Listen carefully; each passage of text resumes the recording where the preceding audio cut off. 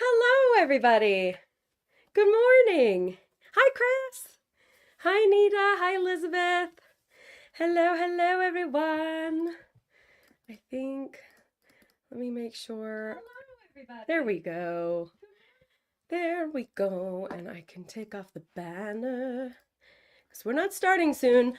We've started, and I'll sit on my legs so that I'm a little higher in my chair and tip my camera down. There we go. Does it tip? It's as good as it's gonna get. Hello. I've got a big bucket of crafting things, but I think I've decided I'm just gonna keep on keeping on the little project that I was working on last time. This cute little kit that Erica Koda sent me from Japan last year. It's a little coin purse, so I'll be working on that. Still, this is as far as I got in last month's Sip and Stitch, so I think I'm just gonna keep keeping until it's done. Maybe it'll take a whole year of Sip and Stitch. But it has like the little clasp and it has the like fabric for the inside. So yeah, the little pattern that we'll be following. Hi Andrea. Hi Susan. Hello Marope. Good to see you all. Good morning. Spencer's here as you can see. So we'll be, you know, da da da da da da like usual. I need my little tin. I love to reuse containers. I have all sorts of containers stored about. I have a cookie tin, like a round cookie tin up there from a Costco like Mexican wedding cookies at Christmas time. I don't know if any of you know those. They're really really delicious. It's like flour and sugar compacted into and walnuts covered in powdered sugar. I mean, amazing. And they were selling them at Costco one year. And I kept the tin because it's red and it's cute. Anyway, this is also a Christmas tin. It was IKEA, as you can see, Christmas lights that were just like perfectly put in here. But it's metal and it's the cutest little size. So this has become my portable little things I might need tin with my pin cushion from Giselle and a couple of pairs of clippers, and I have spare needles. And anyway, just felt like telling you about my tin, I guess. Hi, Emily. Oh, Mexican wedding cookies are amazing. Hi, Anita in Southern California. Welly bandage tins for floss. That's perfect. Yes. Yes. I like those with the little, they have like a flip lid, right? Anywho, what's everybody working on today? I'm curious. Oh, I see. It's instructing me. I was like trying to read this. I think it's just instructions for people who've never stitched before. I was like, "Oh no, is there something strange about the greens?" But I don't think so. Butter cookie tins. Yes. The little the blue are they Danish butter cookies? Like the blue tins. Butter cookies covered in like the chunky granules of sugar. So good. I love those. And Trader Joe's has a their own version, and the tin is really, really cute. I'll show you another tin I use. I don't know if any of you have been to New Orleans or Disneyland where they also sell this. There's this Cafe du Monde in New Orleans where they sell this coffee with chicory in it. It's like a fuzz on it, but that's what I use for my tall things. I have, cross-stitch essentials. These, whatever they're called, perforated and regular scissors, a lint roller, and a screwdriver, for cross-stitching. The screwdriver's for I have this clamp for when I film videos that holds my embroidery hoop, and the um, screws on it get loose all the time. So it is for cross stitching. Fruitcake tins. I love this. We all have tins in common. Oh, Andrew's working on a temperature chart. Cool, cool, cool. You've had some rain, I think, right? Hasn't California finally had some cooler stuff going on, I hope, to combat the raging fire stuff. Hello, Susan. Collins Street Bakery Fruit Tins. I love that. Emily, hi Emily. Hi Kylie. Yay, new friends. So I know we have a lot of people who are familiar with Stitch People and familiar with me and Spencer. If you're not as familiar, feel free to ask anything on this Sip and Stitch.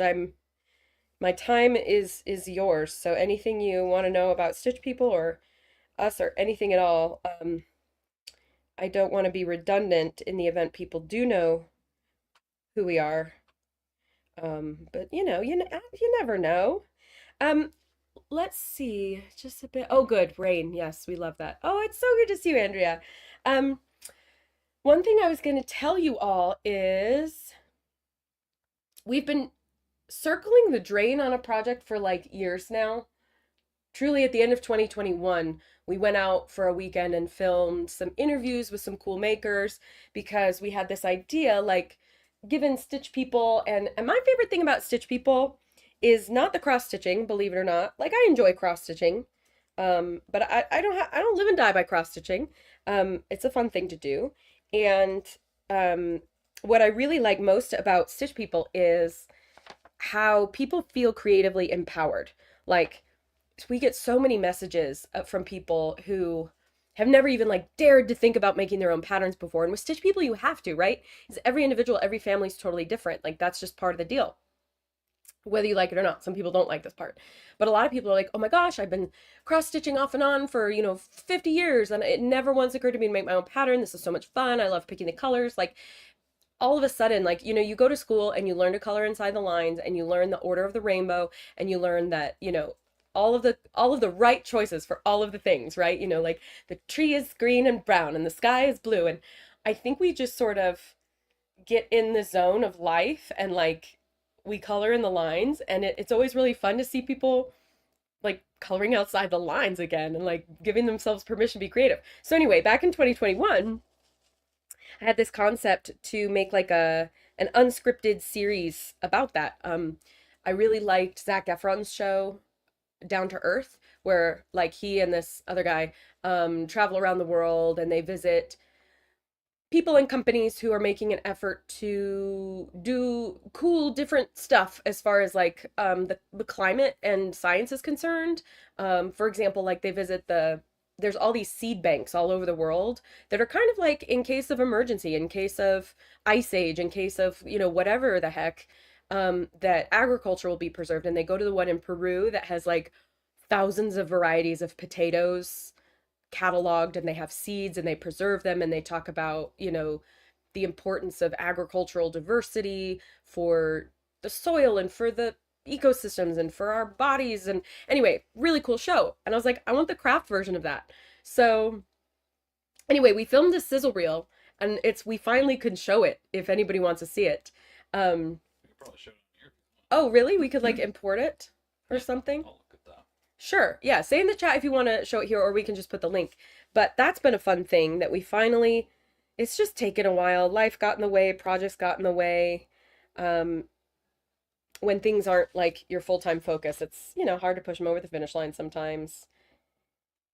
Okay, I just needed to count where my next stitch starts because I haven't been able to because I needed to pause and do my counting. Um, but anyway, so that's like a fun development that we finally have something to show for our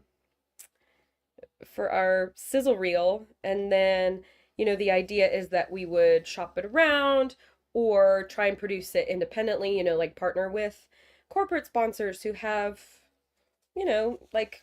like somebody like Etsy, see if they would want to partner with us, a show about hand making that we could put on YouTube or something like that.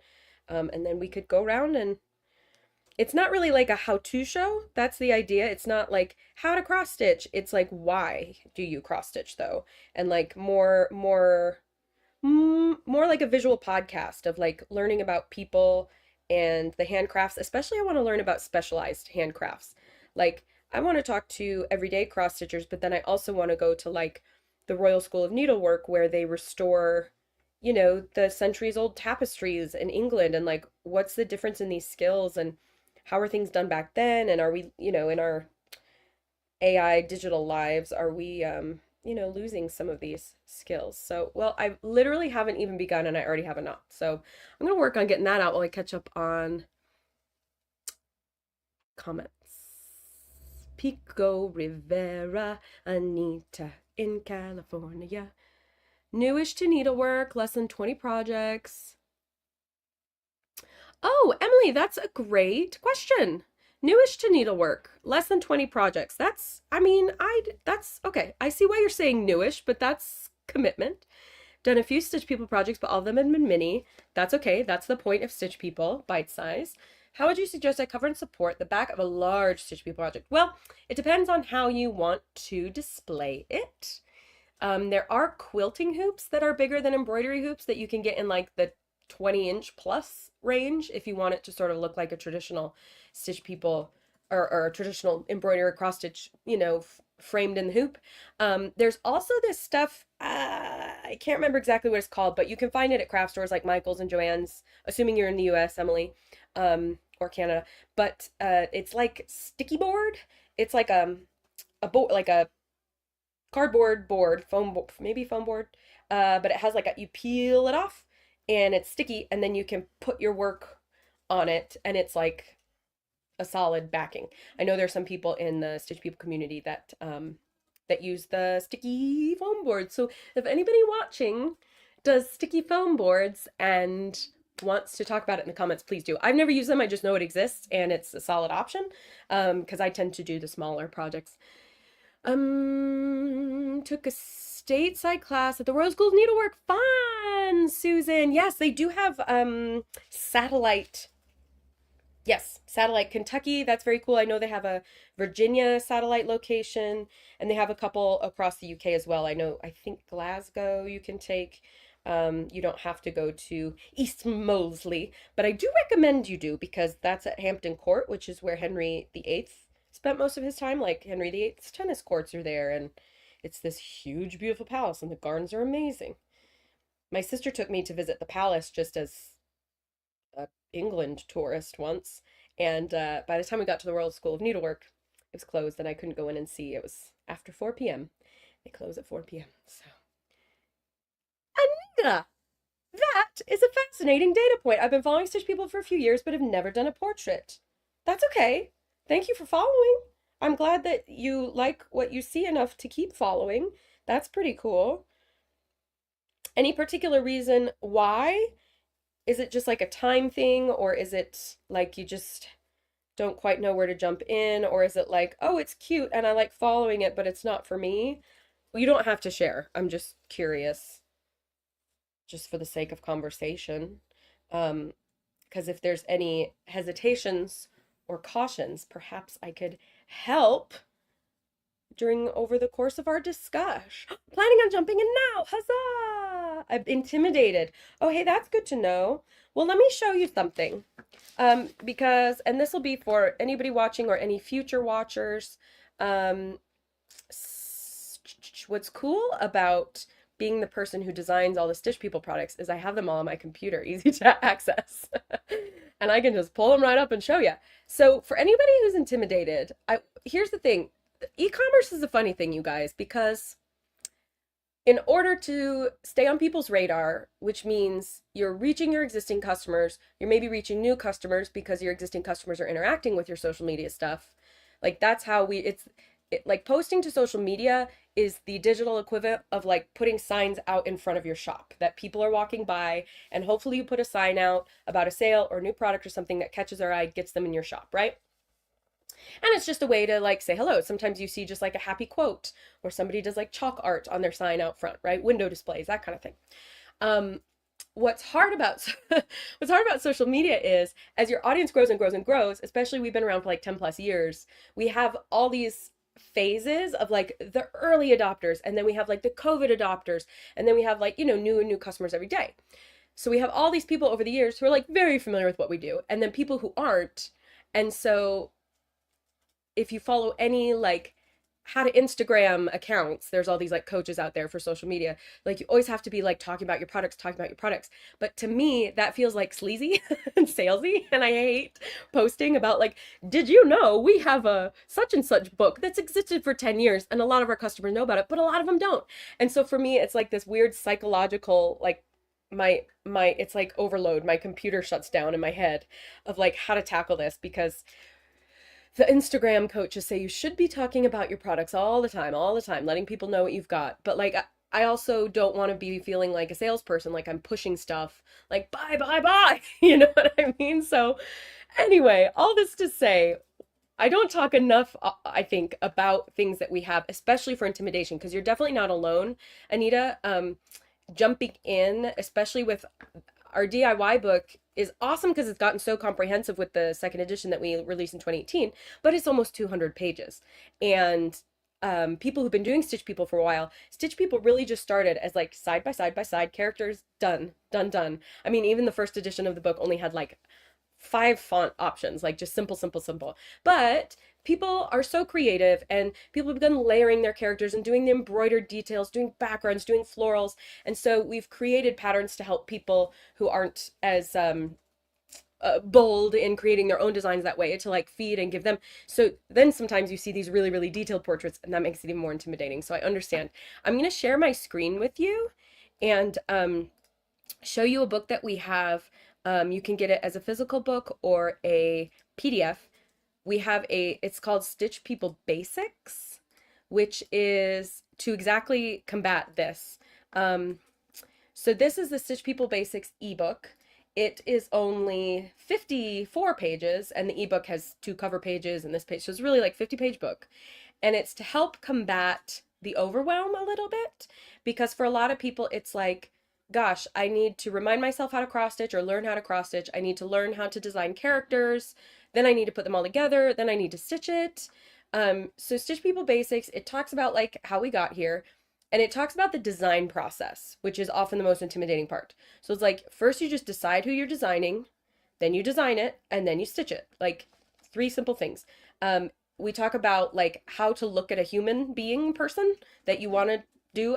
In this book, I recommend just like doing a self-portrait. Make it easy, really, really simple. Pick your favorite jeans and a t-shirt. And you just have to notice the following things: body type, clothing, hair, and skin tone. That's it. 4 things.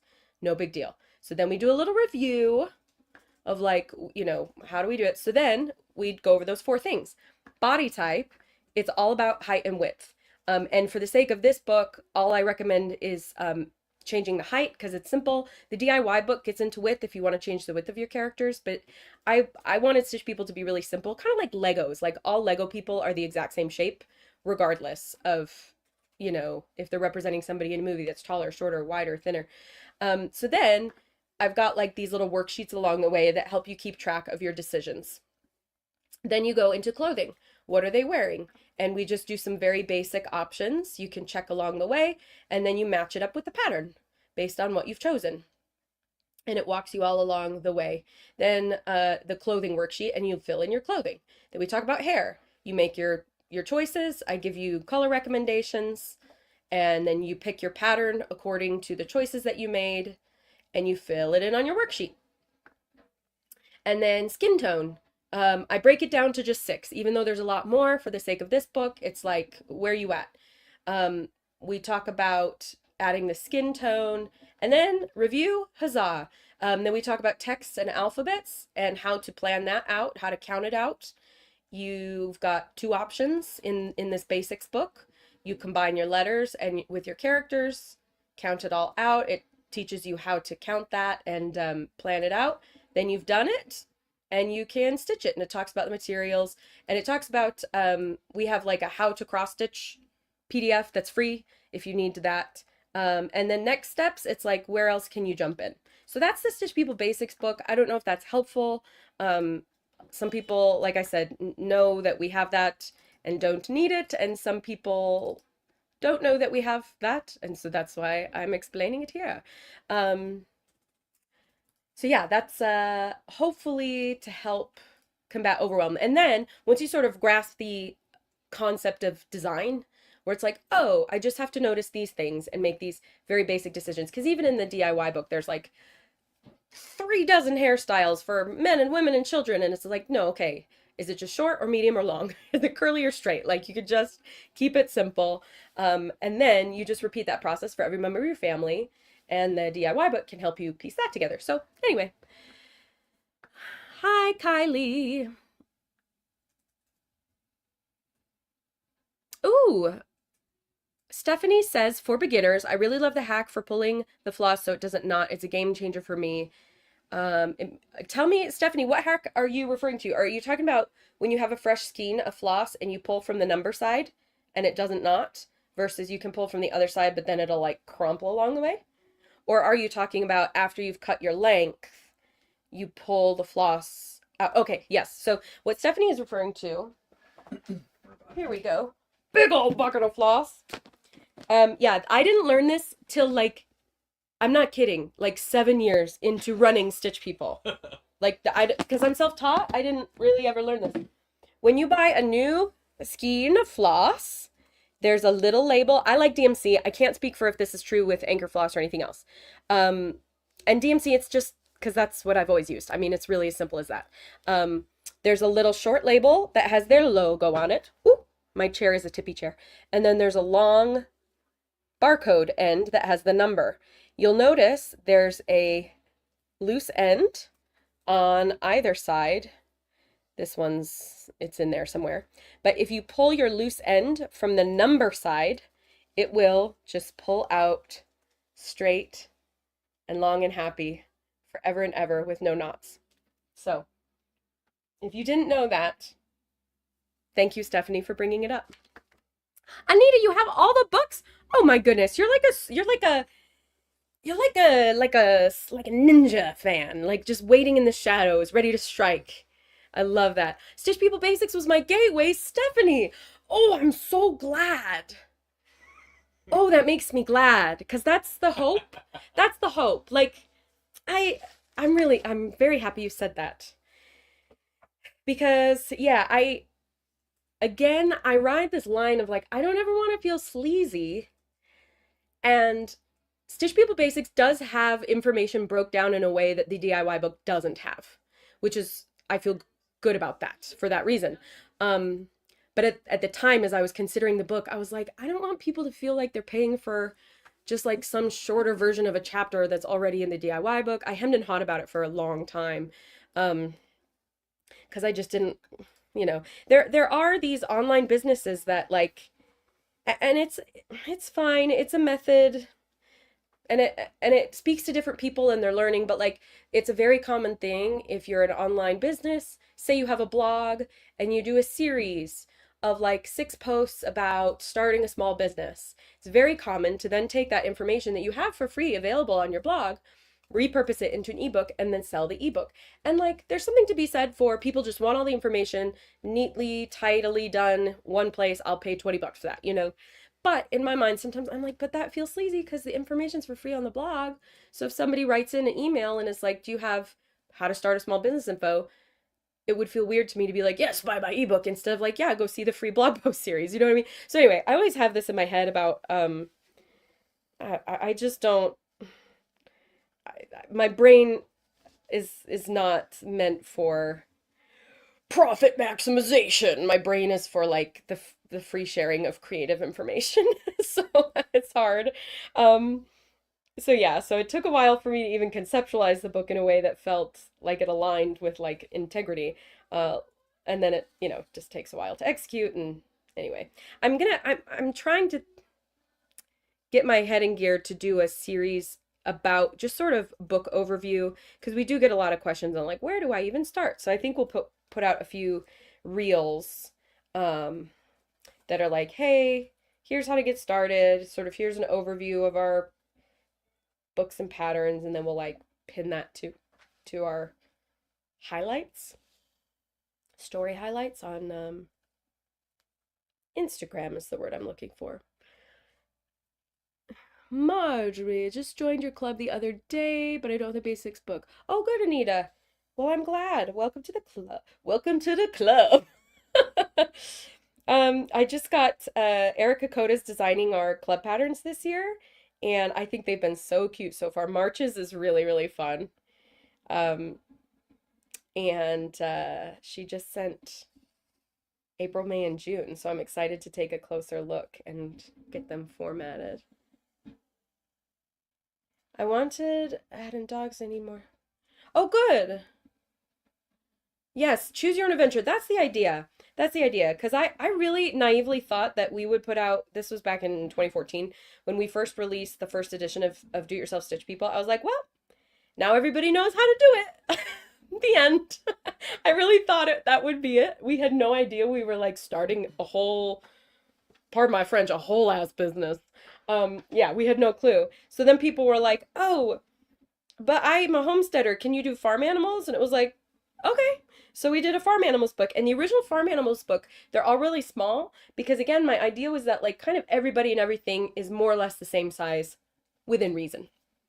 Um, but then people were getting all cool with like perspective and whatever. And so we released an update to the farm animals book. So now it has like more proportionally correct sizes. Anyway, then we did military stuff because people wanted uniforms and whatever. Like, okay. Then we did occupations and hobbies because people wanted like graduation robes and policemen and doctors. I was like, okay. And we just kept going from there. Um, Added even more to the DIY book and yeah, and a lot of times like the sports patterns we started breaking things down individually because it was like, well, there's like 200 official sports in the world. So do we wait until we have them all designed and done and put out like a massive sports patterns Bible? I was like, that doesn't feel right because that would have taken years if I had even started it at all because just the size of it would have intimidated me. But between me and our design assistant Julian, who we got to have for a few years, um, we just tackle a section at a time, and then it's like, yeah, okay, you need ballerinas, get some dance patterns. You need footballers of various iterations across the world. Cool, we've got them one at a time. This floss is really naughty. See what I did there? Hee hee hee. I'm so punny. Okay, I've got chats. Like the press on mounting board. Susan, yes. Sticky on one side. Cardstock is the word I was looking for. Cardstock. And easy to cut to size. That's good to know. I've never used it, so I didn't know if it's easy to cut. Dogs are a gateway detail. I love that. And don't forget, we did do an update last year. It was a little clunky how the word got out, so you may not know, but we did do an update of forward-facing dogs. I sort of have a very large to very small option for dogs, and then a few cat options um, that are basically like you can mix and match the heads from the DIY book to the forward-facing bodies of this one-page update. So if you haven't gotten that, I think it was automatically added to the downloads of anyone who has the DIY book, right? Correct. Yeah. So go check your downloads on stitchpeople.com if you have not downloaded the forward facing animals book and you have purchased from Stitch People the DIY book. Now, what's tricky about that is some people get the book on Amazon. So if you don't have like the order history with us at Stitch People about your DIY book, just pop us an email, info@stitchpeople.com, and we'll get you hooked up with that. Because that's one of those details where, like, again, I could have charged money for that update, but in my head, I'm like, well, that was silly. I don't know why my brain early on. Well, no, I do know why. I went with all side facing animals because you get more detail. So it was like if you have a Dalmatian with spots, or if you have, coloring or whatever, so that you really get the personality of the pet. But it's more streamlined to have a forward facing animals. So um, in my mind, it's a given that that kind of should have been included in the first place. So I don't know, it just doesn't feel right charging for that. Like, well, it's like I don't know, something mystical. The missing pages from the great beyond were finally revealed and are now included. Let's see. I was thinking about doing cross stitch piece for me with positive attributes. Hey, Denise! I love that. Huzzah! And Denise, if I recall, was our grand prize winner on Stitch People Day of our entire digital library, which is so fun. Yeah, the positive affirmations, that's been something I've wanted to do for a while. Um, the not only positive affirmations, but like the mood tracker, and we've done a couple versions of it with the Stitch People Club. I think as it stands, the Stitch People Club is like you start getting access to patterns starting in the month you join. So what we're going to do is this year probably release as a, book or, pattern set PDF download or print on demand book. We'll be releasing the 2023 and 2024 Stitch People Club patterns because we have a really cute one that is similar with the affirmations. It's in what am I trying to say? The style of it is like a little checklist. I thought it was a cute idea. Club patterns. Let's see. Membership patterns 2024. I can't remember which year or which month it was. Oh yeah, December was a snow globe. November was a little advent calendar. Sweater weather was October. September was gourd vibes only. August pattern. Oh, August we did Eiffel Tower because the Olympics. July was cute little You Are My Home couple pattern. Oh my goodness. June was popcorn. May was Abraham Lincoln quote. There we go. It was April of last year. I'll share my screen again so you can see it. But one of our Stitch People Club patterns last year was this one right here. That it was a similar idea of like, making a hype list of things to do for yourself. Or like if your kid's going to college, you could stitch yourself with like, don't forget, call mom, like make your bed, eat your vegetables, or something for your partner, cute. So, we'll do a roundup of, the club patterns, make them available for people who weren't in the club. The benefit being in the club that you get like a fun mystery pattern every month and you're the first ones to get it and, all that. And then this year I keep saying, last month I did a pattern overview class, just sort of a start to finish making a portrait. It was about an hour and a half long class, sort of an overview to help anybody who might be new to the club or new to Stitch People to jump in. This month, I haven't even told you this. This month, the club class that we'll be releasing is actually going to be more just like creativity driven. Not specific to cross stitching, but sort of just a creative exploration, ways to invite more creativity into your life and more carving out moments of joy, because that's something that I'm really struggling with. And so it's one of those things like you learn something the best if you have to teach it to someone else. That's my hope. That's the idea. So I've got a lot of books. I love reading about the subject, so I'll be referencing a lot of books that I've read and creativity stuff that I've done, and anyway, should be fun time. Let's see. I was seeing about, okay, there's, yes, Denise. Haha. I love that you're here, Denise. Aw, Stephanie. Thanks. Appreciate you.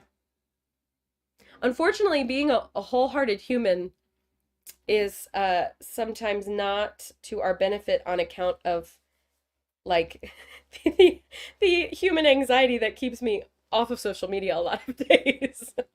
It's hard, man. It's just the constancy of, posting all the time, and I've gone through phases where I've shared more of like our life or my life, but then sometimes I feel yucky about that I'm like, pardon the phrase, but like whoring out our lives for views. That just, I get that that's some people's style and they want to share, which is awesome. But times that I've done that, sometimes it's fun and sometimes I'm like, ugh, like I'm just like you guys, I actually had an idea that I should start sharing. I have like epic morning hair. I don't know what it is. Even if I put my, Can confirm. I mean, it's like special. Like it's very special. And I'm being kind to myself by calling it capital V, capital S, very special. Like I will wake up with like my hair so parted on one side that it looks like I'm bald all right here. And then it's like, like I just am not cute in the morning. And a lot of times, like I'll just wander into my office with a coffee or tea or something. and I haven't brushed my hair and I'm just in my pajamas and I'm just like a little computer gremlin answering an email or working on a pattern or whatever. And then all of a sudden it's noon, and it's like I'm not about to just like turn my phone on and do like go live on Instagram for the views because like I'm just doing, but I was like, maybe I should just start documenting my morning hair. That's just like, good morning. Leonardo da Vinci came to me in the night and sculpted this for you all. Like it's bad. So anyway, this is part of why I don't uh I don't post all that much on the personal front because it's not cute.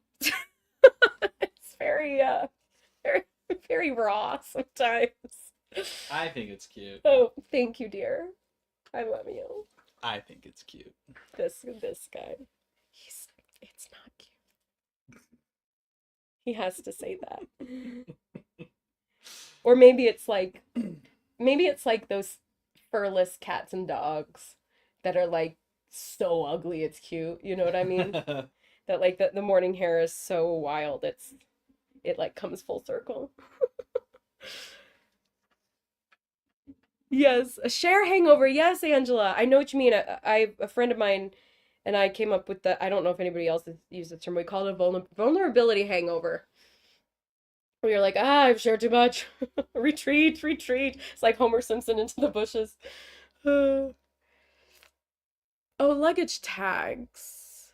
Ooh, if anybody has any luggage tags, um, thoughts, hit up the chat for Stephanie. Also, Stephanie, if you're in the Facebook community or even just on Instagram, look for Danielle. Danielle loves to stitch. I know she's done a bunch of luggage tags and would probably be happy to help. She's the one who designed the little costume trick or treat bag costume tracker that she does for her girls, and now she does them for like a dozen friends or something every year. It's become this huge thing for people in her life, but she had this great pattern for the cross stitchable tote bags, and so we collabed to get that from her and make it available to you all. So she's definitely a good sharer, if that's a word. Would definitely talk luggage tags with you. Yeah, I love that, Denise. Yes, that's why I want to do positive piece for me. I'm actually all about the self-portraits these days. I think it's fun when, because you don't always have a wedding or a Christmas or, something to be working on a portrait for someone else, but it's fun to work on portraits and it's fun to see maybe how you've changed over the years. I cut a few inches off my hair, so I'm like, maybe I'll do another little self-portrait with a shorter hair length. Um, Rope, that's funny. Yes, yes, the ultimate realistic hairstyle, Stephanie. Yeah, stitch yourself in the morning when you wake up with like your pajamas are like huge and hanging off, whatever that's gonna look like. A real hair pattern. Yep. Okay, I kind of want to do it now. It's like some people will stitch themselves from their cute family photo, or some people stitch themselves in their Halloween costume. It's like, nope, pajamas and morning hair. Like I have these joggers. They're my favorite pajama pants. They're jogger style, so they have like the elastic at the bottom, and they have pockets, which is very convenient. We women have to celebrate the pockets where we can get them. Um, but the elastics often will like roll up my calf in the night. So it's not only like a party on top, but like all of a sudden my jogger pants have turned into like very ill-fitting jogger shorts that leave like a ring around my skin because the elastic's a little bit tight. Like it's a whole thing, you guys. Humans are not always Instagram ready, as it were. Go figure. How's the theater work going? Oh, great question, Chris. There is a little bit of movement on this front. So, for those who may or may not know, Spencer and I met doing a play. Um, oh no. In We know we would have met in 2004 because we were in the same play, but we were in sort of, he was like, it was Christmas Carol. He was in the caroling choir, and I was in like the story cast, and those two tracks did not often meet. So we know we would have met then, and we were in opposite, where I was doing like Tuesday, Thursday, Saturday nights. He was doing Monday, Wednesday, Friday nights. But we really remember meeting the next year doing Christmas Carol. in 2005. We just hit our 15-year anniversary um, in January because we reconnected in college and then got married in 2010. So, for those who don't know, we're theater doers. We haven't done a play since we did Clue in 2023, fall of 23. Then I assistant directed Christmas Carol in 2023. And that was really, really fun. I loved doing that. It was this cool new concept, not a new concept for a script, but new for the theater that we were at. And we just had a meeting with the director who wrote this script, and he kind of wants to keep honing it and working together on it, which I love that show. I love British literature generally, and we figured out that more or less, well, now the more years that go by, we haven't done it, but more or less half of our Christmases in our lives have been spent doing a production of A Christmas Carol. It's just kind of a tradition around here where we are, and um, it's such an important story, and it's such a timeless story. Um, the language of it is beautiful. The themes are beautiful. Um, and the version that we did in 23 that we're going to keep working on together is very cool because it's the idea is called chamber theater, and it's a method of adapting literature to stage. It's a hard thing to do. This is why often like screenplays are easier because you have way more options as far as like location is concerned. You can literally go into a forest as opposed to like on stage or something like that. Um, but it often struggles because what makes a novel beautiful is the written words and description of the scenes and the emotion in those words. So with a chamber theater version, it's a little bit of both. It's a play happening on stage, but the characters are sort of self-narrating. If you actually read Christmas Carol, a lot of the dialogue isn't actually like quotes dialogue where like bah humbug, oh you don't mean that, but where it'll be like Fred's nephew explained that certainly Scrooge didn't mean what he had said and declared that Christmas was blah blah blah. Like it's paragraphs of a narrator describing the dialogue. And so in chamber theater, you might have a little bit of actors doing dialogue as you would normally see in a play, or you might have them say almost self-narrate that Scrooge was very pleased with himself as he made his way out the door, um, which is sort of a humorous, introspective way of telling the story. So anyway, we're gonna keep playing with that. There was like a production of Nicholas Nickleby in the 80s. There's a movie of it if you're curious about what the heck I'm talking about. Peter and the Starcatcher that was on the West End and on Broadway circa 2012 is sort of similar in this regard, at least the opening narration. 39 Steps has some similar vibes as well. The play, there's Foley artists on stage making sound effects, and it feels sort of like a radio show. So there's precedent, and yeah, we're going to see if we can. The plan is to hone the script a little more and maybe do a staged reading that we'll film and then shop it around to regional theaters, see if anybody would want to license it, and maybe we would go there and do it with them. I think Utah audiences just didn't understand the concept. Utah audiences tend to like to be entertained. Like Mary Poppins does really well here, and they love Les Mis. They love Joseph and the Amazing Technicolor Dreamcoat out here. They don't love like theater. You know what I mean? It's like they like shows, which is fine. So I think it was a little lost on some audiences out here. So yeah, that's update on the theater front. We're not really doing so much as we're involved with, but it's nice to, I don't know, rehearsals night after night after night. It's nice to not have to worry about that right now. Let's see. Finally completed and gifted my first Stitch People portrait. I designed a full background and everything. Ooh, Angela. Okay, I was gonna say I want to see pictures. Tell us about the background. Was it like a vacation background or like a wedding venue flowers or what was your background? I do have the handmade sizzle that we could roll. Oh, Spencer pulled up the sizzle reel for yeah, let's do it, Spence. Want to do it? Yeah. Should we? Should we do it? Oh my gosh, are we doing this? Yeah, I'm curious to see what you guys will think about this. Okay, we've got 24 viewers. So give us your thoughts about if this seems like an intriguing concept to you. I'll say no more about it. Okay, I'm gonna mute your mic, and I don't know how this is gonna work. We'll see.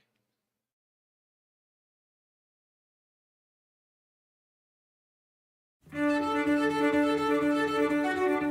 as a society don't require any one person to be a master at handmaking anything. I mean, we're to the point where self-checkout. No other human has to be involved in that process of getting whatever you want to get in the world. Well, that's not the case when it comes to stuff like this. This is no how-to show. This is a curiosity show. We're not going to teach you how, we're going to show you why. I just like how it feels. I like color. I just like the consistency of paint. I do very much begin to think of the instrument as I would a human. I treat it with the same respect. People like to hold something tangible. They like to make something. They like to be able to say, I did this. Have a connection with community, that there are people you are serving in your community. That's a really, really important part of creation of these things. There is great magic at the intersection of creativity and handmaking. And I want to share that magic with the world.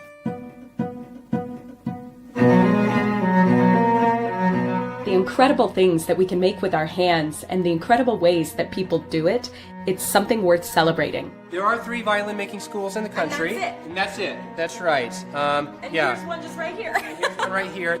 Handmade is curious and will take anybody who wants to come along on a great adventure to see what people are making and how, but most importantly, why. I hope that this can give you insight into love, into, relationship. Process mimics something in life for me. What drew them to it? Why do they enjoy it? Traditional Native American communities, you found the thing that you were great at, and then you use that to make your community better. How did something become their calling? At this certain point in life, I was like, gosh, I do all this music. Gosh, I do all this woodworking.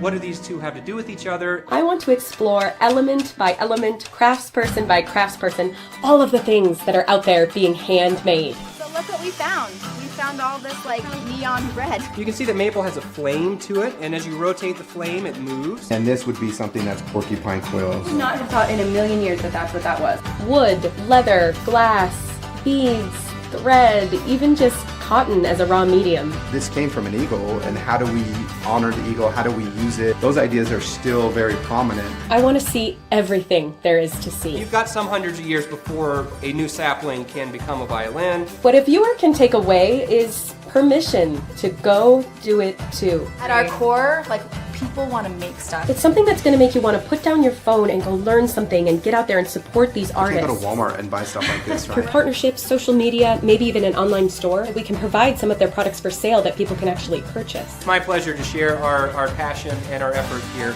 that we put into these instruments and to contributing to the world of music. The artisans, hand makers, craftspeople that surround us are the keepers of our very humanity. And that richness that comes from that process, I hope is translated in paint. It endears you to your friends and your family and the people that you're giving gifts to, and it just creates all of these human connections to each other. And that's one of the benefits of creating, is that you get another benefit, you get another person to have a relationship with. Handmade takes adventures around the world, and anyone who wants to come along can allow it to inspire your own creativity to just get out there and make something.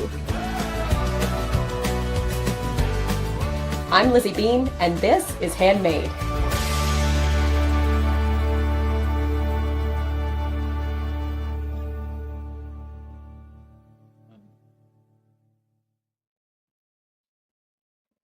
So that's our sizzle reel.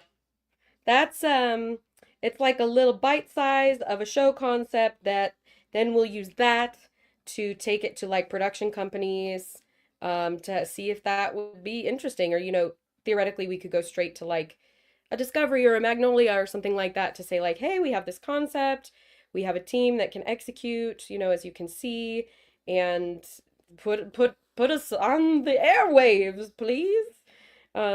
So that's, it's kind of the first time we've shared it. So I hope you liked it. Oh, good. Yay. Oh, I'm so glad. Oh, good. Thank you, guys. It's great. We had a call with a friend. We were on an episode of his show. His name's Gary, and he has this 15 seasons of a show called Startup. If any of you watch PBS, he airs on PBS, and he essentially does what you just watched, but for entrepreneurs of all kinds.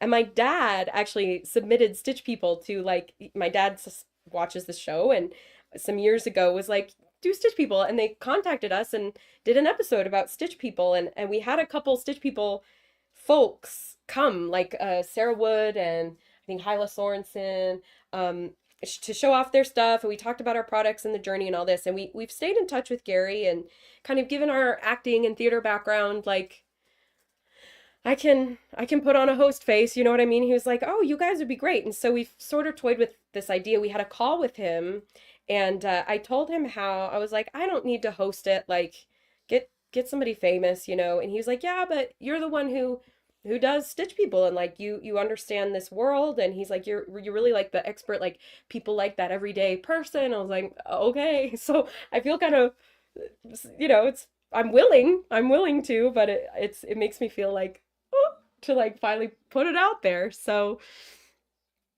oh yeah, Spencer put the PBS episode about Stitch People on there.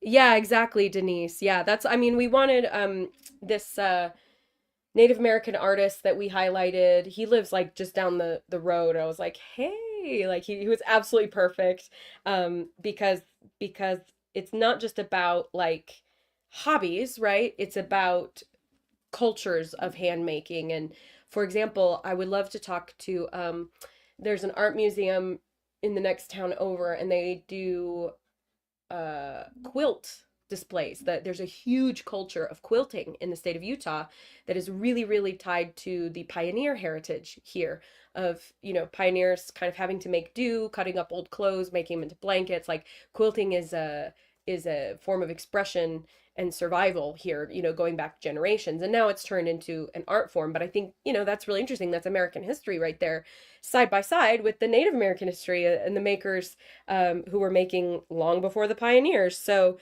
it's definitely part of the emphasis, part of the drive is to talk about that, and how it's not just, oh, I'm coloring this page or I'm doing a Lego because it's fun. That's part of it. But it's also kind of our heritage as a collective human family. St. Louis glasswork. That's very cool. Oh, thank you, Angela. That's so nice. Oh, thank you. Let's see. Laboretta Latina. Okay, I'm see the words in there. Cool. Thank you guys. Thanks for watching. I hope you enjoyed it. I'm glad you enjoyed it. Yeah, it's like I don't know. It's fun. It's fun because we thought up this concept and we got our team together. We reached out to the artists and like did it, and it's kind of wild to have just like we did a thing. And hopefully we could keep doing it. Our friend Gary feels positive. He's like, yeah, if there's interest for this kind of show, he's like, we could definitely pursue it. So Spencer and I also really want to travel. We realized hitting our 15-year anniversary in January, my how the time flies. I don't know, for those of you who've been married 15 plus years, I'm sure you're over there nodding your heads like, oh my. I remember my parents' 15-year anniversary. My mom got my dad this beautiful wood table with our family name engraved on it. Like, it's wild. It's wild. So we looked at each other, we're like, okay, we've had some life goals, some bucket list things like lingering now for 15 years. Let's start tackling them, or else soon we're going to be married 30 years and still have things on our bucket list that we want to do. So part of what we've always wanted to do more of is travel and maybe even live abroad. That would be fun. And we've been in this house in Utah for, gosh, we bought it in 2011. We did a stint in California. We do long stints in Maine, but we're ready for a change. So if this is the thing that can shake it up and take us away, it'll be really fun. Oh, hello, Womp Womp. I love your username. Womp Womp. Womp Womp. Historical crafts. Yes, absolutely, Chris. Chris, I see you in the UK. You get it. Because we would love to go to the UK specifically and talk about historical crafts, because the UK, being older in its establishment than the US, has a litany of handcrafts that we don't have out of sheer necessity. I was doing some research. Like, there are historic brick workers that you can hire in the UK whose specialty is working on and restoring and repairing hundreds of years old brickwork because it's just simply not done the same way anymore. And then when I was visiting the UK back in September, I stayed at the most gorgeous Airbnb in a little town near Canterbury called Littlebourne. And it was this 400-year-old cottage. And it's funny, my Airbnb host was like, it was kind of a last minute reservation. And he was like, I'm actually having some work done on the house right now. Like, will that be a bother to you? And I was like, absolutely not. I don't know if like you guys can hear. We have some machines going right now because we have some people helping us finish landscaping. So it's like, totally get it. No problem at all. And he was having a man help him restore the windows. And he was telling me there's all these beautiful pros to living in a 400-year-old cottage because you get those exposed beams and the cool like iron latch doors and just the cool old construction of these dreamy old houses. And he goes, but when you're on the historic registry, I think his was like a class 2 historic something or other, you're really limited in how you can restore them. You have to keep them, he was saying, historically accurate. So his windows are like these single pane, that wavy glass window. He's like, and it looks beautiful, but he goes, the condensation builds up and then drips down and it rots out the wooden frames. And by the historical guidelines, you have to restore wood with wood. So he's like, I have to redo the window frames every, few years. So it provides some interesting challenges, and it takes really specific craftspeople to keep working with these old methods. And we clearly revere them because these historical societies will say, yeah, you can only update, like you can't put PVC windows in a 400-year-old home in England if it's registered as a historic home. And thank goodness, because it preserves, but then it also creates challenges. And anyway, I love exploring that idea. I saw a Rick Steves talk this past Monday. He was talking about the value in travel. Yes, walking through small towns, so many artisans. Absolutely, Angela. Yes. Disney castles. For the Paris Castle, Disney hired a Parisian stainless glass artisan for the windows. That's very cool. Merope, I've been thinking that. I was actually thinking our first episode should be about embroidery and cross stitching, because just to sort of like, that's my world. This is where I come from. I was thinking it'd be cool to gift little portraits to all the interviewees, all the guests or what have you, artisans, to say, like from my handmade to yours. But that it would be really cool to do like a little embroidery tour, visit maybe the Royal School of Needlework, visit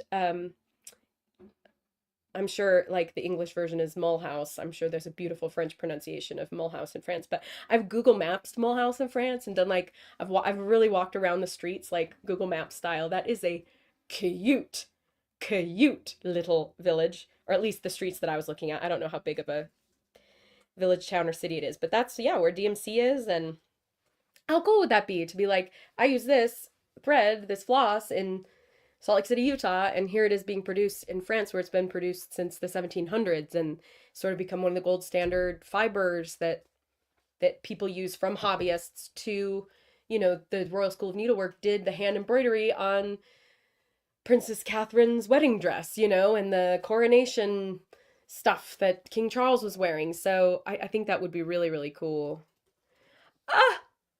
Chris, you just mic dropped the conversation. We live in a 400-year-old cottage on the site of a medieval kiln. Well, Call it a day. call it a day. Chris wins. You win, Chris. That's amazing. That's so cool. It's sitting in my heart. One of our goals is to live abroad. I remember Spencer and I, when we were newly married, we sat down at his parents' dining room table. I don't know why we were at his parents' house.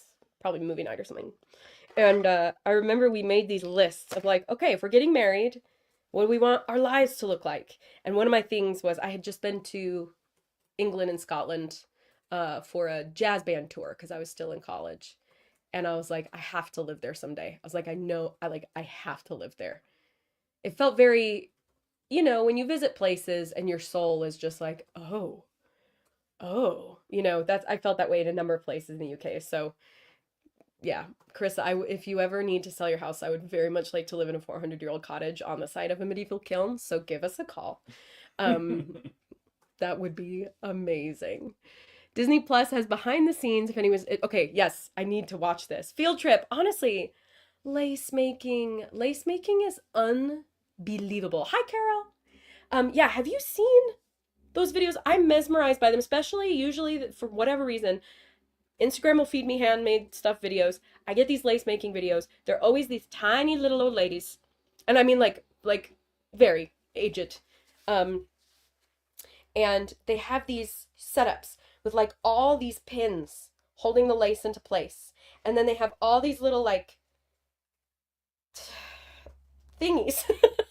I don't even know what to call them. With the thread attached. And they like they're just picking up the little, it's like little tabs, and they're just like, and they're doing all these designs around. It's unreal. It's unreal. I can't, makes my brain explode. And that used to be the only way lace was made. And like also, who one day in like 900 AD was just like sitting around their hut in, I don't know where lace began? India, Mercia, because England didn't exist yet, wherever it was, and was like, I bet you if I put a lot of pins in a board and I wrap thread around it over and over and over again, that'll make something very cool. Like, who thought that up? Somebody thought that up. Who was that person? Who just had the brain math to be like, lace? I can't, anyway. That's Late 15th century. So says laceguild.org. Oh, in what country? Let's see. I'll repeat, just if you can't hear Spencer very well. Late 15th century. Late 15th century. Mhm. I'm looking at the laceguild.org. Lace Guild. Of course, there's a lace guild. Let's see. 1, 2, 3, 4. That's 6. 1, 2, 3. It's 4, considered 5, 6. a great European achievement. Okay. Lace is.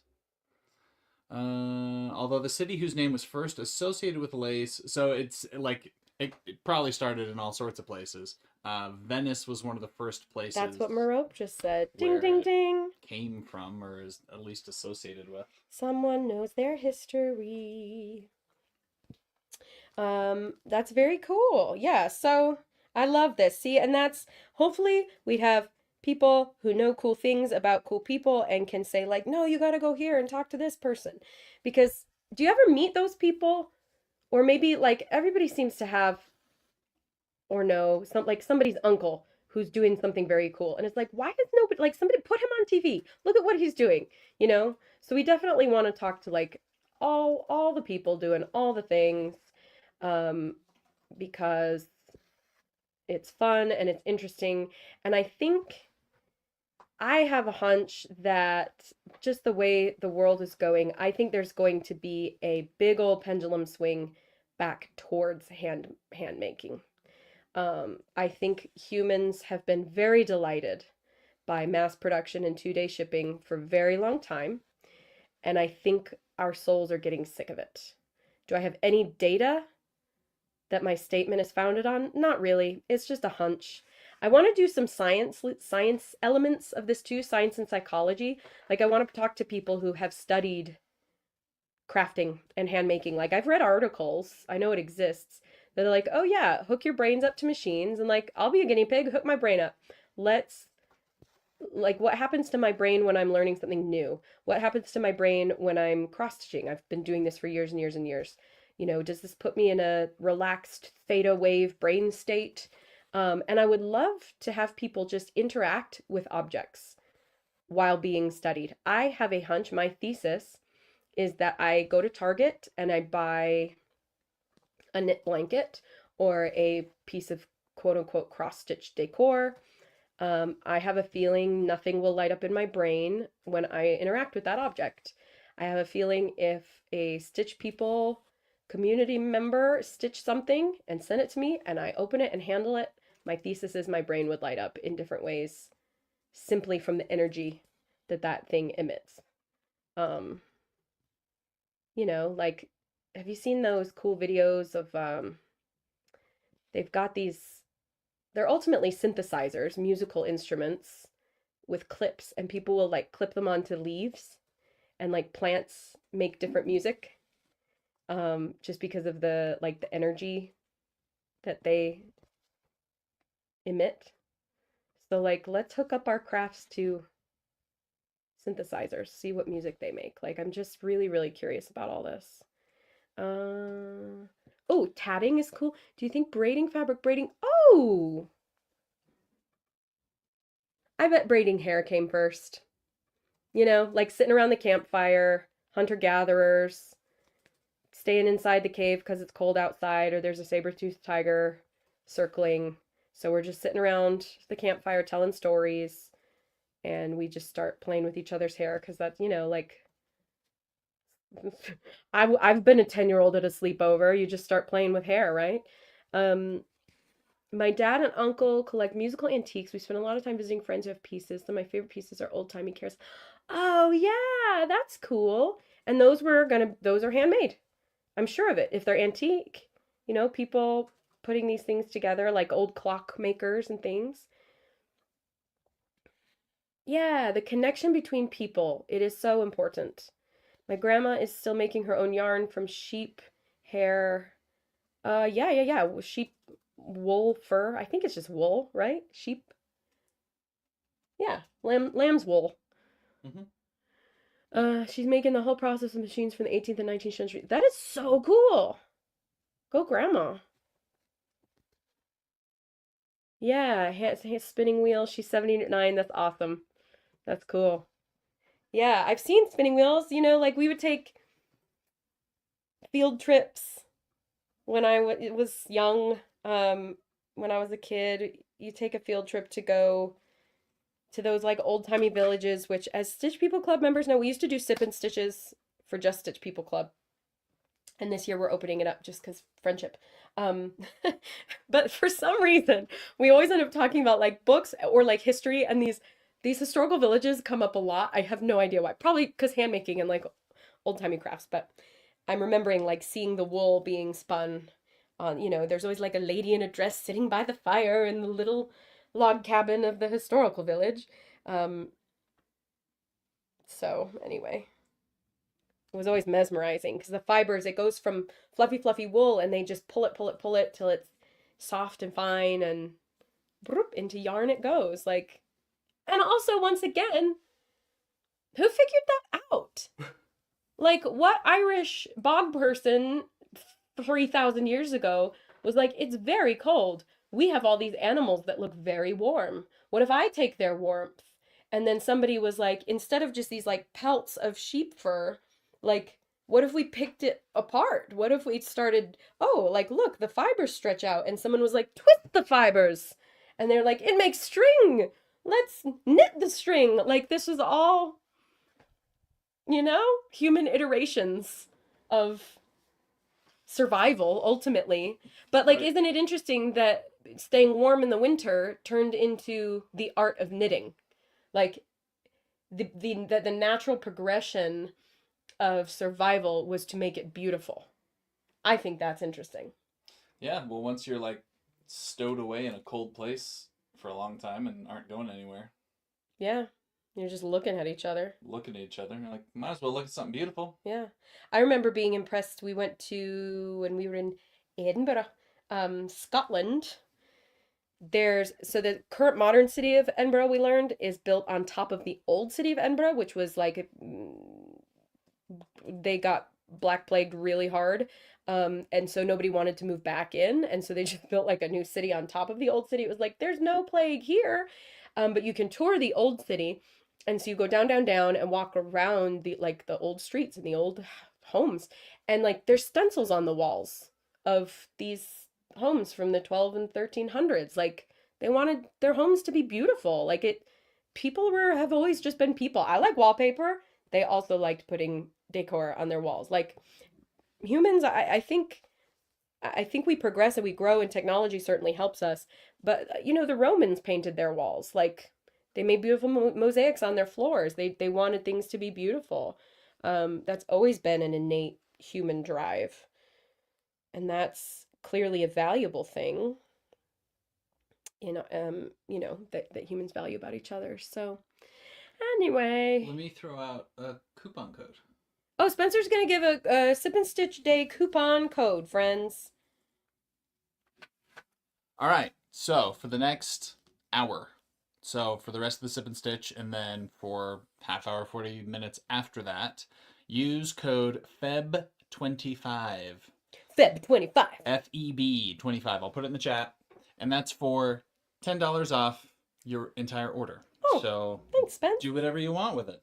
Go crazy. Yeah, go get the basics book Get the basics book. if you want it. Where's the chat? Does anybody have any questions about, like, is anybody looking for any certain specific patterns that you think we might not have, but we might have them? Feel free to put in the chat if you're looking for anything specific. If you're like, I was thinking about, but I don't know if you've got, lay it on me. I mean, we have like over 100 digital downloads, so it's overwhelming. You can search by keyword in our shop, but it's not the best search feature. That's one of our goals for the year, is to make our search a little more user friendly. Okay, so I put the comment in and then I pinned it to the top of the chat. So Pin to the top of the chat. that's what that is. Okay. I hate when I caught my tail, but one little thread like peeked through. It's the worst. Cross-stitching problems. Oh man. So we're getting a lot. We had grass, like we have a little less than a quarter of an acre neighborhood lot here, and it was all grass, and we live in a desert, and so a couple years ago we tore all the grass out, and the plan was to do a lot of like hardscaping, xeriscaping, and whatever, which we did, but we ran out of money, and it got to be fall and whatever. So we had all the weed barrier down, and it's just been like a weed barrier lawn for a long time. We have a patch of grass for the dogs, but everything else has just been waiting for the gravel to go in. And I just heard the most heinous sound from our street of the big machine like scraping up a thing of gravel. It was like, hello. Sounds like something torturous is happening out there. But I'm glad it'll look really nice when it's done. So, oh my freaking heck. This little guy is just gonna get cut right off because he's being pesky. It's just this one little thread, the tail of one tiny of my threads, and just cut it out. Okay, let's see. Woohoo, woohoo, awesome, cool, I'm glad. Yay coupon codes. Does anybody have any other fun weekend plans? I'm going to a bridal shower this afternoon for Spencer's cousin. Well, hot diggity. And then I'm going to be going through a bunch of clothes for donations. My sister gave me a big bag she didn't want to deal with that I wanted first dibs at because she has good taste. So I'm going to maybe get some new clothes via my sister's cast-offs. Ah, the benefits of being a little sister. Been reaping the rewards my whole life. Oh. Okay, let's see. How am I doing on my okay. Over 1, up 1. Okay. Going to Soup Fest contest. 20 different soups to try at a brewery. That sounds delightful. What a proper February activity. Spencer's been, and I quote, getting into soup lately. It's true. It's true. He's like been making meat. Who doesn't love a good soup, especially in the winter? Oh, I just think it's very endearing and also funny too. That like some people get into like woodworking. Yeah, woodworking. Spencer's gotten into soup.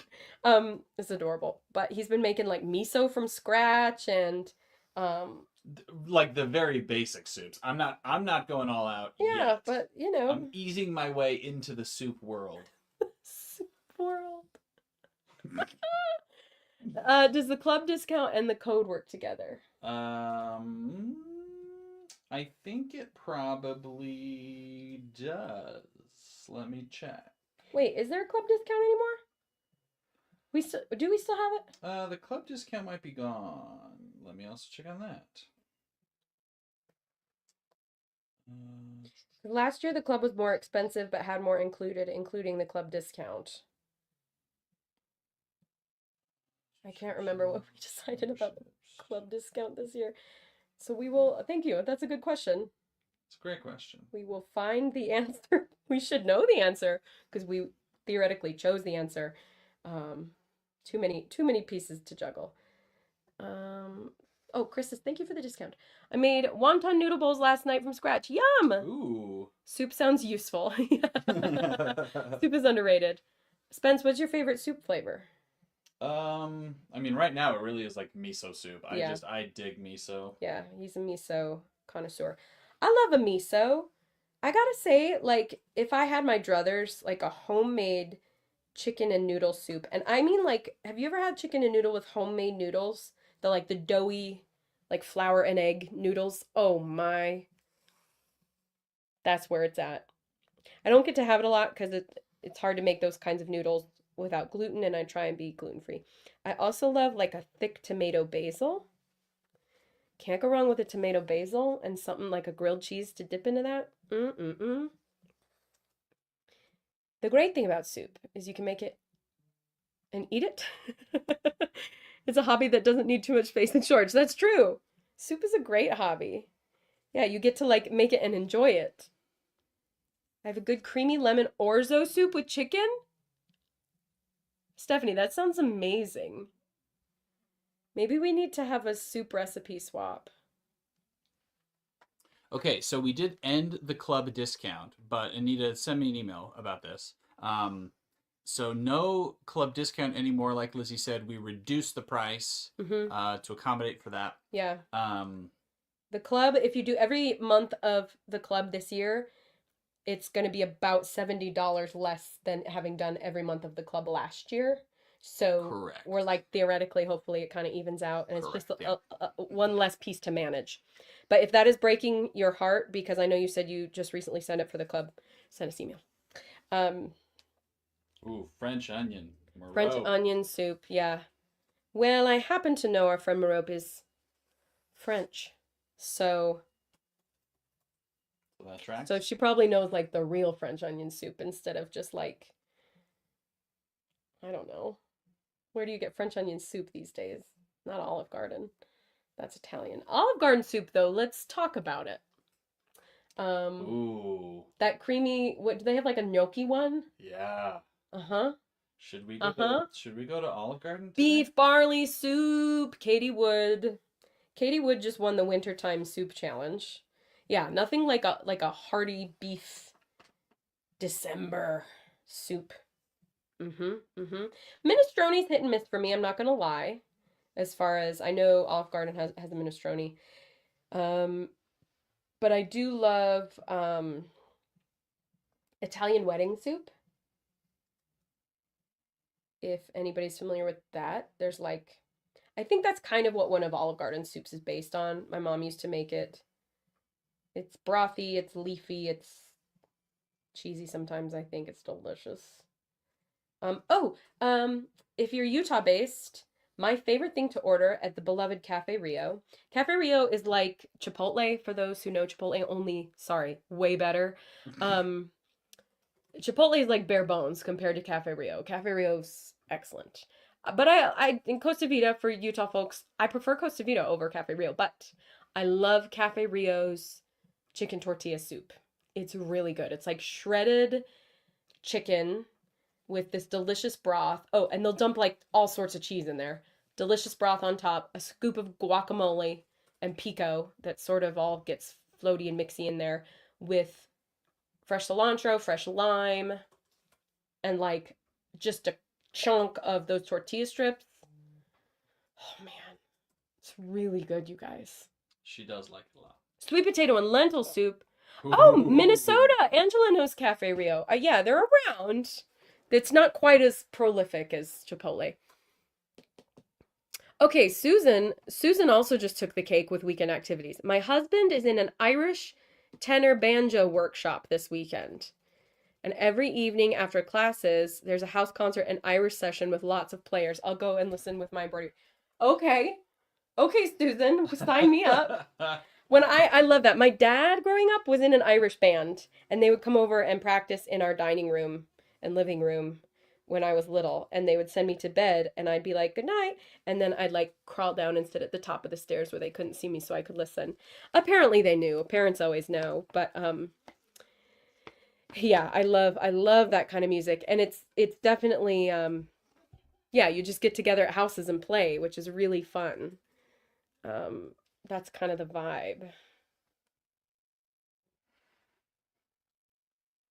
1, 2, there we go. Just count them across stitch. That's very cool.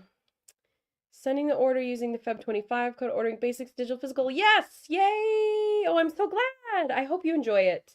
The physical book is nice because there's worksheets in there. There's templates. Um, so it's definitely meant to help ease in the intimidated among us. Just to, yeah, hold your hand a little bit more. Because it is hard to get going sometimes. So yeah, that Angela, I'm with you. Just like listen to folks having a fun time, crafting away. By the way, I like Stephanie's idea of a Saturday soup swap in the community. Saturday soup swap. That'd be fun. That's a fun idea. Yeah, I'm thinking I need all these recipes for the beef barley and the sweet potato and lentil. And Yeah. I made a pretty mean ramen a couple months ago. Remember when Yeah. Christian came over? that was so good. And the only reason I remember is because it was from scratch. I don't often make soup completely from scratch. Oh, but I did tomato basil from scratch Yeah, you for did. Christmas. Get this. So I made a vegan tomato basil just to try it, because sometimes cream and I have an on again off again relationship. Just dairy in general. It depends on the day for us. So I tried this vegan tomato basil recipe, and the thickening agent, get this, is cashews. Yeah, you like soak cashews, get them all, they get watery, and you puree them, and it gives thickness, and it obviously gives sort of a nuttiness it was excellent. It was very good. It was excellent. So give that a try if you're like me, and excess of dairy doesn't always sit well in your system. Try a tomato basil vegan recipe with cashews. That was an adventure. Yeah, I was unfamiliar with the cashew thickening process, but figured it out, and yeah, it was really good, really fun. So let's see. Filter. Oh, Stephanie says I need a filter on the website for things I don't already own. That's a good great idea. We could figure that out, right? Yeah. There's probably a plugin for that. There is. I do have something. If you're logged in and you're looking at a product, it should tell you that you've already purchased it, but it does not help for like sorting. full filter. Just show me all the things I don't have. That's a great idea. Let's see. I'll see if I can work that into the new website that we're working on. They have an Irish pub where every Sunday they have music. Just bring your instrument and join the other players. That's fun. That's how they do it in Ireland, so I hear. Oh, Andrea didn't have pioneers. There you go. Yeah, if you're doing a Oregon Trail, or if you're in Utah celebrating Pioneer Day, Utah has Pioneer Day on June 24th. Sounds right? Yeah. Pioneer Day. Split pea, loaded baked potato. Excellent, excellent. Researching my husband's family history the other day, and oh, okay, I'm very excited to hear the end of that thought, Chris. Oh yeah, Stephanie said it's helpful because some are digital, so I don't always remember. Yep. Good. I'm glad that's helpful. Yeah, it's the digital patterns. It's nice because you can like print them off or use them when you need them, but I have I don't know. I'm really good with my work file storage. Like my Stitch People digital files are very organized because they have to be. I need to be able to reference them quickly for all of you. But when I buy like an ebook about something or a or whatever journal or a learn about this or that, I'm not great with storing my own digital files. So I can imagine that could be frustrating. Ooh, Anita. Oh, Oh, go ahead. Chris says she found beans in the UK in her family history. Well, hot diggity. Cheers, cousin. Cheers to the beans. My guess is there is a relation because you go back to Scotland with your beans, right? Correct, yeah. They go back to Mick beans. We are in the way Mick- back. We are the Mick beans. The Mac beans. In the way back when. Ah. Do you know when it changed to just bean? Was that immigration or was it pre-colonies? You know, I'm embarrassed that I don't know the answer to that off the top of my head. That's okay. It was probably some hundreds of years ago, so you're good. I'm only good with my family history in a general sense. I have a hard time pinpointing it. But yeah, I like chances are yes, Chris. That's very cool. Guys, family. I love baked potato soup. I'm not a cooker. Oh, I was slow gonna say, cooker. Slow I cooker is think the answer. part of Saturday Soup Swap should be a category specifically for slow cooked Saturday Soup Swap. Yeah, that's yeah. Slow Saturday Soup Swap. Saturday sloop. Saturday slow Swap. sloop. Slow cooker. Slow cooker soup swap. Swoop. I want a swoop swap. Swoop swap. What have we done? I might just finish all of the flowers before we have 2 minutes. I have 2 minutes for the last flower, you guys, on the front of this little thing, and then I can start the greens. I think I'll just wait till next month. This will just be my sip and stitch project. It's easy enough because it's repetitive, which I like. Let's see. 1, 2, 3, 4. 4 down. 1, 2, 3, 4 down. There we go. Well, listen to this. See, I'm doing some. Stephanie and Spencer, slow cooker swoop swap.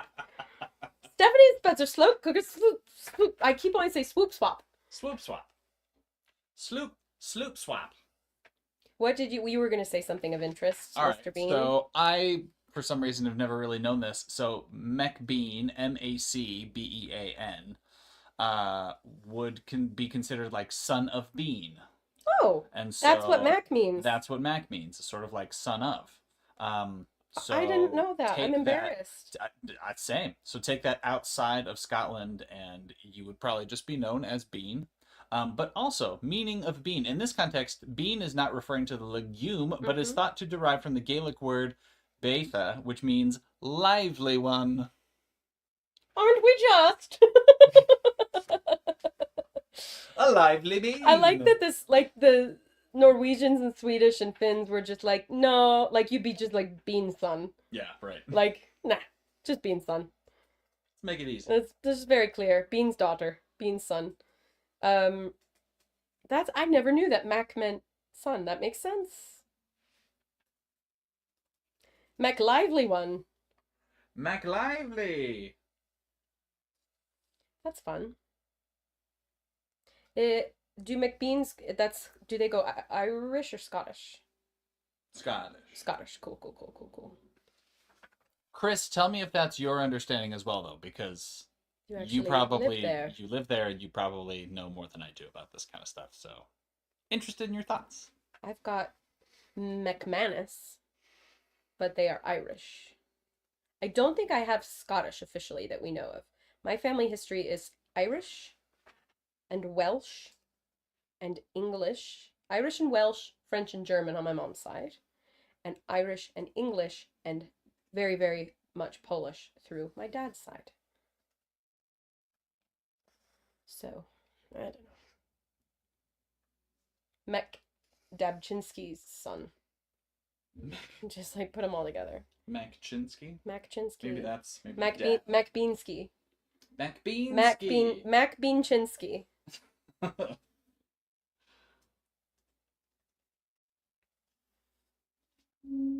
I'm almost done with this flower. I'm so excited. I actually have something to show for it.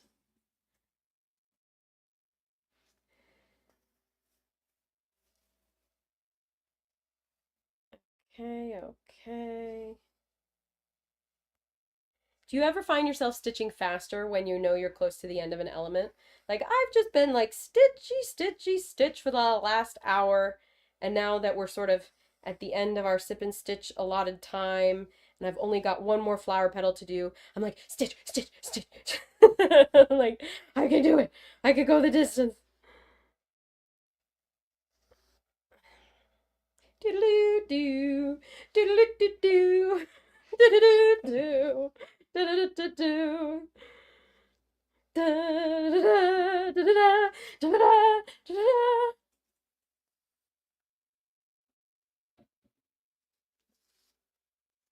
Okay, okay. 3, 2,